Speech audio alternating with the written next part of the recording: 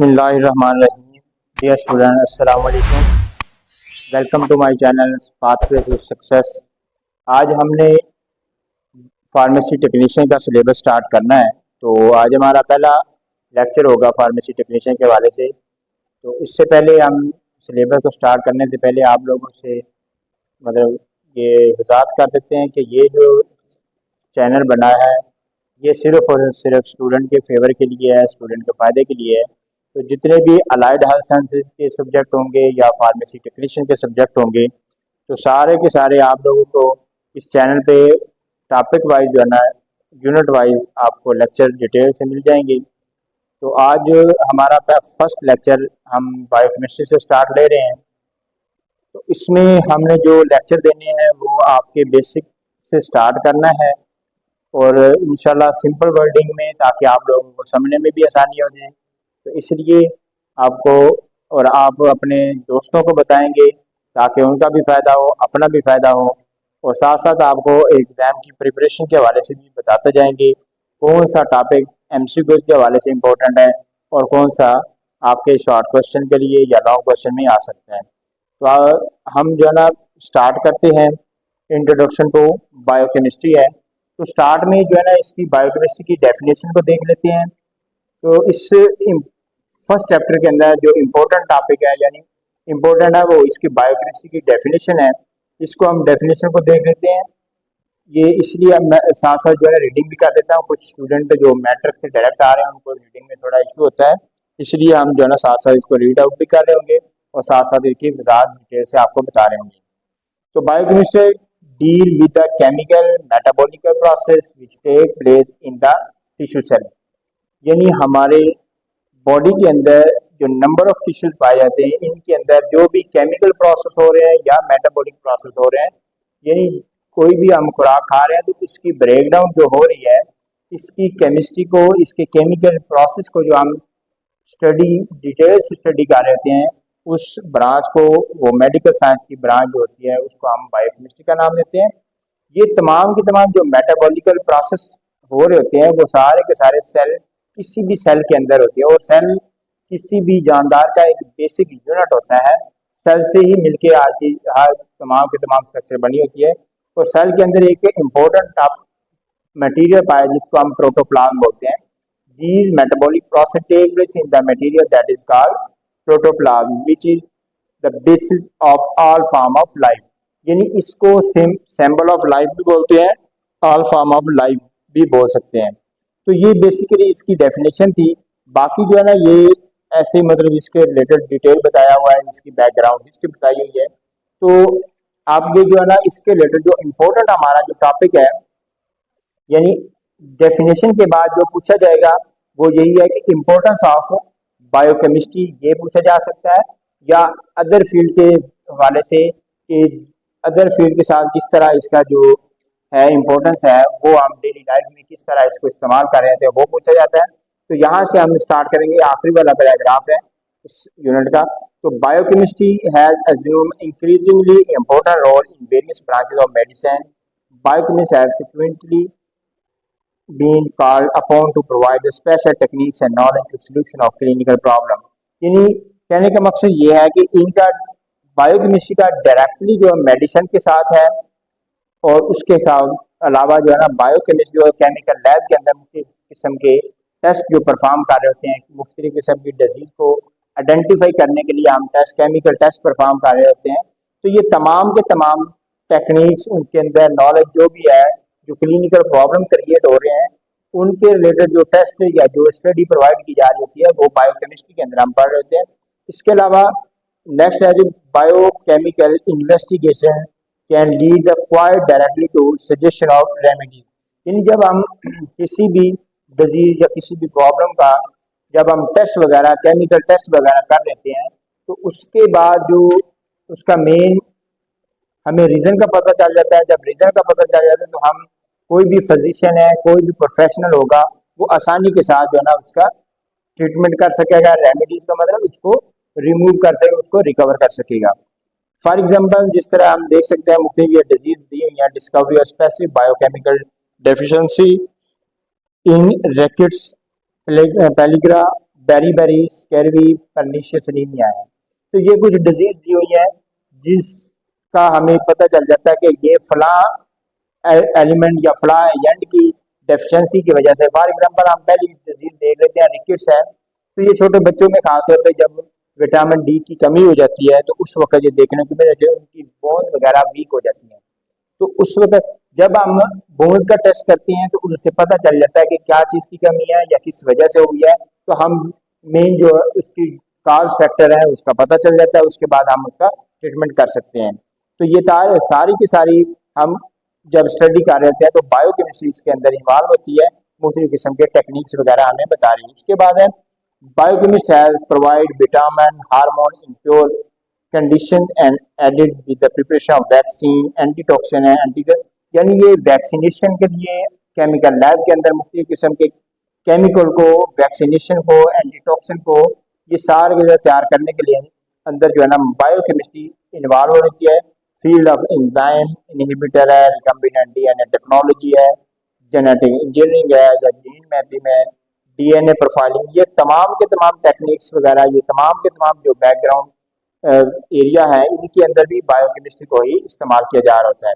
यानी इसके मेन चीज़ यही बताइए, आपको पहले भी कंसेप्ट क्लियर किया है कि जितने भी ये आप फील्ड इसके में देख रहे हैं, जितने भी डिपार्टमेंट में है ये इस्तेमाल हुई, तो इसके अंदर मुख्तलिफ किस्म के टेक्निक्स को, मुख्तलिफ किस्म के नॉलेज को इस्तेमाल करते हुए chemical test, number of chemical test perform किया जाता है और इन डिजीज की जो मेन काज फैक्टर होता है यानी उसका डायग्नोज किया जाता है।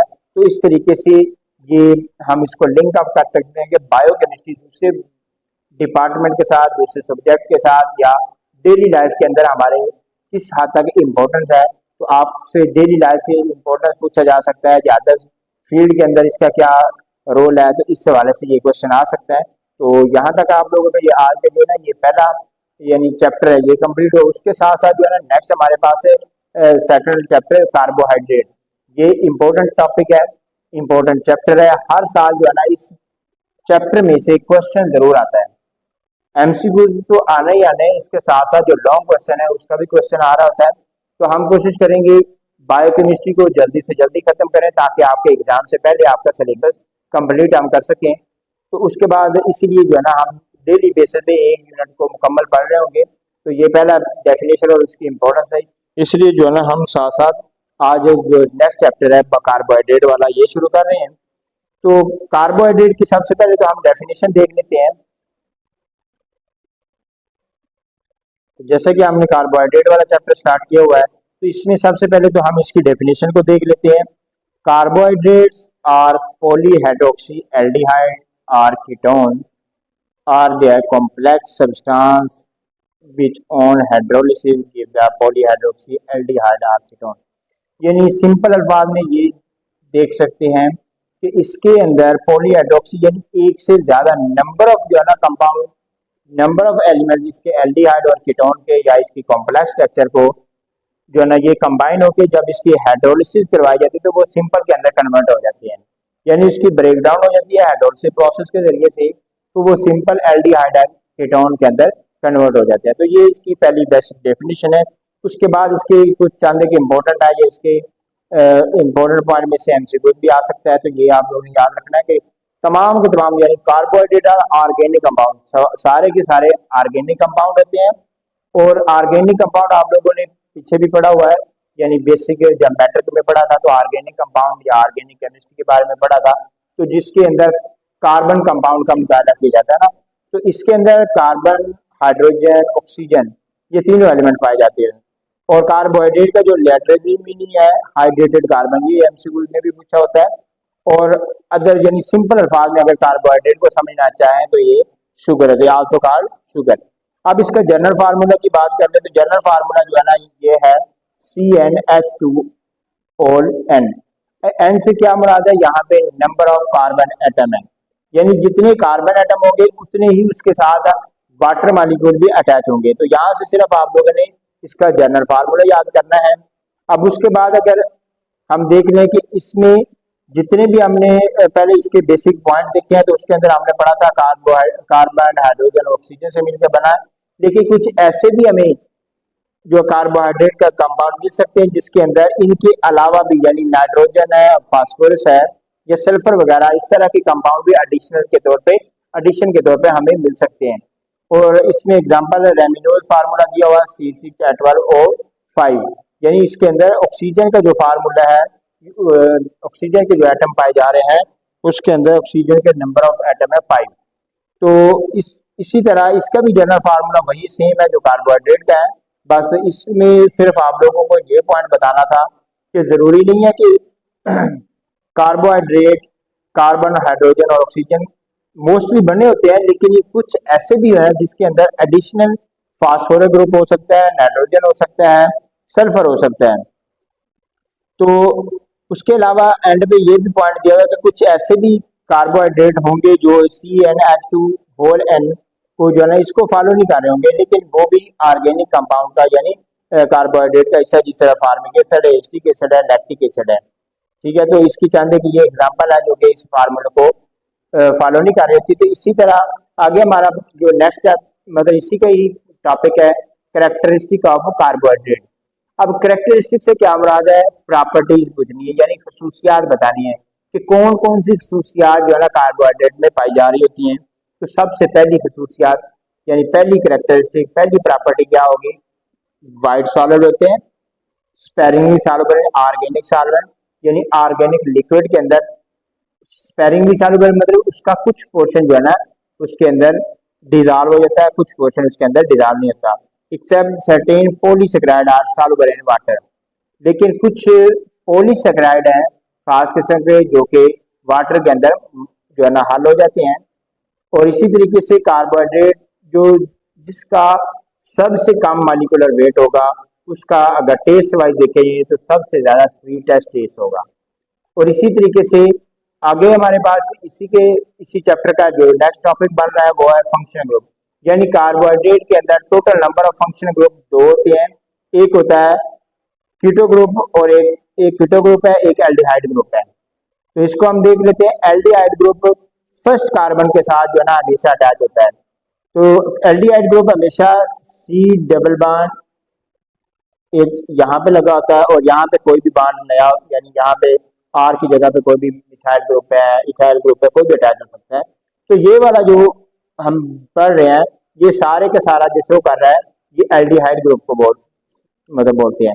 तो जिस कार्बन यानी कार्बोहाइड्रेट के साथ ये एल्डिहाइड ग्रुप अटैच होगा उसको हम एल्डोज शुगर या एल्डोसिस बोलते हैं।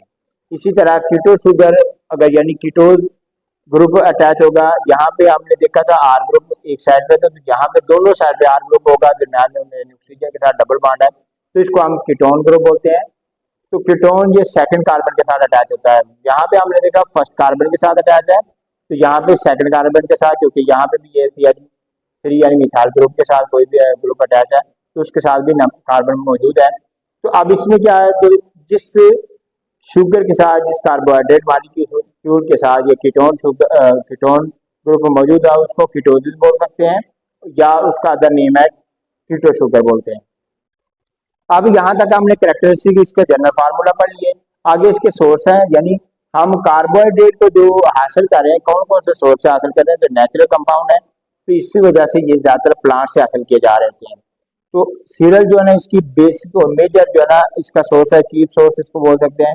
स्टार्च में मोस्ट अबेंडेंट फॉर्म में, क्योंकि जो सीरियल के अंदर स्टार्च की जो कंसंट्रेशन होती है वो मैक्सिमम फॉर्म में पाई जाती है यानी मोस्ट अबेंडेंट फॉर्म में होती है। तो इसके अलावा कुछ अदर सोर्स मौजूद है, यहाँ पे वेजिटेबल्स हैं, पोटैटो है, कैरेट्स हैं, बीट्स वगैरह है। और लेग्यूम के अंदर हम देख रहे हैं तो इसके अंदर पीनट है, लेंटिकल्स वगैरह हैं।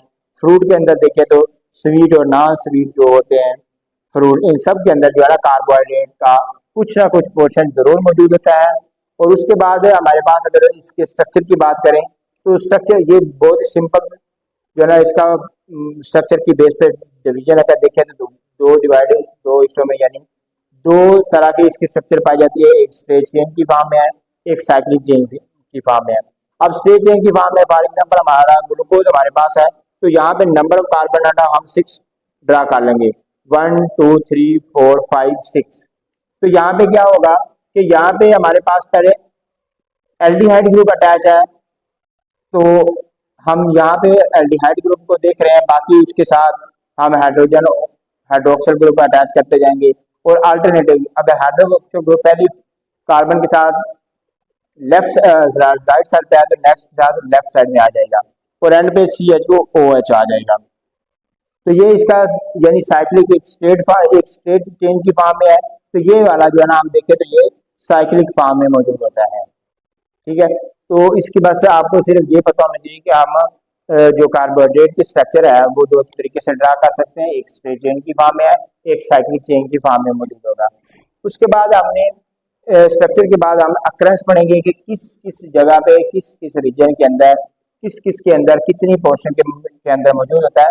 तो कार्बोहाइड्रेट आपको लोगों को पता है कि ये सेकंड मोस्ट अबेंडेंट पाया जाने वाला जो है ना कंपाउंड है वाटर के बाद, सेकंड मोस्ट है। ये भी एमसीक्यू में पूछा होता है कि आप लोगों ने याद रखना है कि सेकंड मोस्ट है इन नेचर आफ्टर वाटर। तो उसके बाद क्या होगा कि इसकी सबसे ज्यादा जो क्वांटिटी होती है यानी सरप्राइजिंग क्वांटिटी का मतलब मेजर क्वांटिटी एस्टिमेट से भी ज्यादा इसकी जो पाई जा रही थी वो प्लांट के सेल वॉल के अंदर पाई जाती है, वो सेलुलोज की फॉर्म में होती है जो कि 50 to 80% तक पाई जाती है dry weight of plant due to cellulose. तो ये भी एमसीक्यू आप लोगों ने याद रखना है। मैं साथ साथ आप लोगों को इसलिए बता रहा हूँ कि आप लोगों ने ये नोट करते जाना है ताकि एमसीक्यू के हवाले से या लॉन्ग क्वेश्चन के हवाले से कोई भी क्वेश्चन आता है तो आप लोगों को याद हो जाना चाहिए। तो इसमें आप लोगों ने यही याद रखना है कि सेकंड मोस्ट अबंडेंट कंपाउंड है कार्बोहाइड्रेट और दूसरा के सेल प्लांट के सेल वॉल के अंदर पाया जाता है। किस फॉर्म में पाया जाता है? सेलुलोज की फॉर्म में है और इसकी परसेंटेज क्या है 50 to 80% तक पाई जा रही होती है। उसके बाद हमारे पास जो है ना इसकी प्रोडक्शन यानी किस तरीके से किस प्रोसेस के जरिए से प्रोड्यूस हो रहा है। तो प्लांट जो है फोटोसिंथेसिस के जरिए से अपनी खुराक वगैरह ग्लूकोज की फॉर्म में तैयार करते हैं। तो ग्लूकोज दरअसल कार्बोहाइड्रेट की ही टाइप है यानी ग्लूकोज ही कार्बोहाइड्रेट है। तो फोटोसिंथेसिस के प्रोसेस के जरिए से प्लांट जो है ना इस कार्बोहाइड्रेट को तैयार कर रहे होते हैं। तो ये हम रिएक्शन देख सकते हैं कि CO2 जो है ना ये एटमॉस्फेयर से प्लांट हासिल कर रहे होते हैं और वाटर अपनी मतलब जड़ों के जरिए से एब्जॉर्ब करते हैं। यहाँ पे सनलाइट मौजूद होती है ठीक, और इनके पत्तों के अंदर क्लोरोफिल मौजूद होता है। इसकी मौजूदगी में ये जो है ना तमाम के तमाम रिएक्शन हो रहा है और उसके बाद ये ग्लूकोज का फार्मूला है और प्लस ऑक्सीजन जो जानदारों के काम आ जाती है। तो इसी तरीके से आगे जो है ना ये कार्बोहाइड्रेट का असल मेजर सोर्स क्या है? ये एनर्जी का सोर्स है। हम क्यों इस्तेमाल कर रहे थे? इससे हमें एनर्जी हासिल हो रही होती है तो जो कि हम डेली लाइफ के वर्किंग वगैरह के काम करने के लिए हम इसको सर्व कर रहे होते हैं।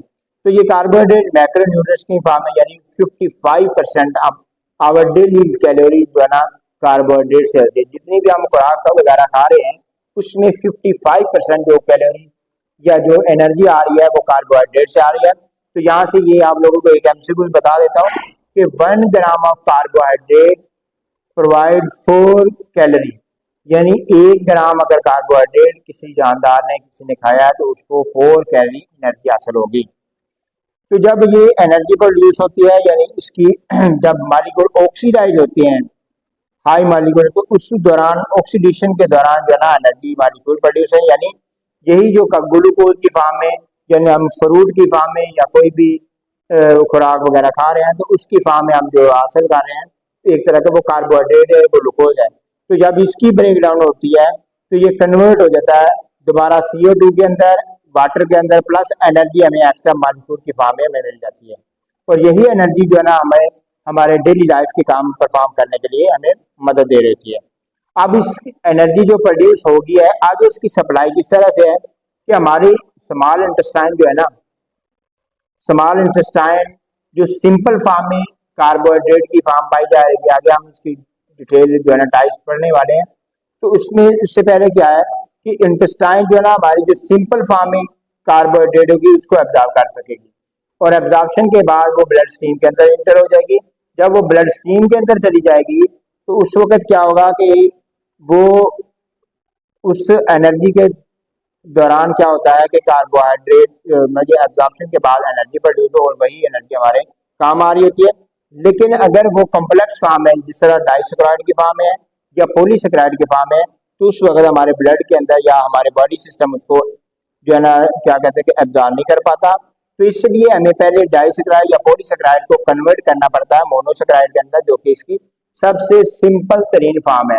तो जब ये कन्वर्ट हो रहा होता है तो इसके अंदर जो मौजूद बॉन्ड होता है, आगे हम बॉन्ड के बारे में भी पढ़ेंगे, जब ये बॉन्ड ब्रेक होता है तो उस वक्त एनर्जी प्रोड्यूस होती है और वही एनर्जी हमारी ब्लड यानी हमारी बॉडी सिस्टम को प्रोवाइड की जाती है। उसके बाद सिंपल से सिर्फ इसके फंक्शन है। तो यहाँ तक आज का हम टॉपिक कोशिश करेंगे क्लासिफिकेशन से पहले आज कंप्लीट करना है कि क्लासिफिकेशन में क्योंकि लेक्चर बहुत लेंथी हो जाएगा, आपको सुनने में थोड़ा मुश्किल हो सकता है, तो इसलिए हम इस टॉपिक को 2 हिस्सों में डिवाइड कर लेते हैं।